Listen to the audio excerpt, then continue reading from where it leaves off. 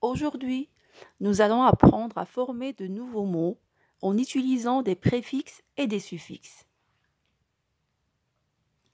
Alors, qu'est-ce que c'est qu'un préfixe?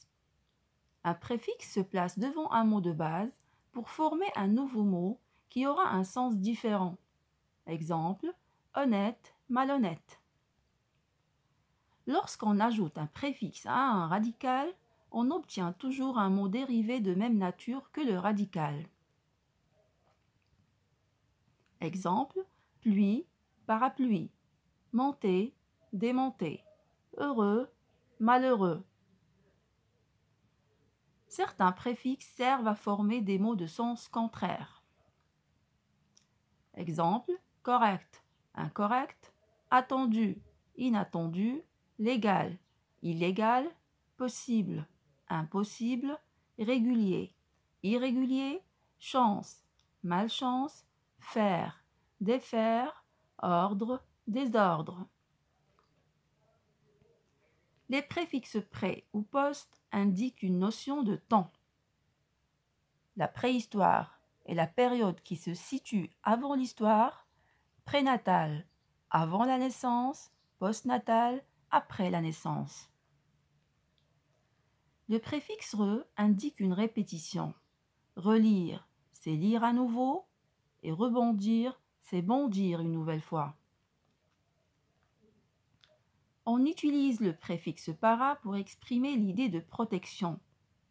Un parapluie nous protège de la pluie, un paratonnerre nous protège de l'orage.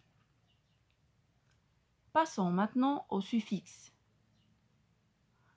Alors, un suffixe est un élément que l'on ajoute à la fin du radical pour former un mot dérivé. Attention, l'ajout d'un suffixe change le sens du radical et parfois il change également sa classe grammaticale. Prenons par exemple l'adjectif grand. En lui ajoutant le suffixe -er, on obtient un nom commun. En lui ajoutant le suffixe -ir, on obtient un verbe. Et en lui ajoutant le suffixe -ment, on obtient un adverbe. Il existe de nombreux suffixes. En voici quelques-uns.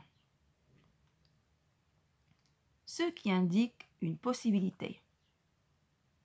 Comme able, exemple lavable, désirable, ou bien le suffixe ible, exemple audible, lisible.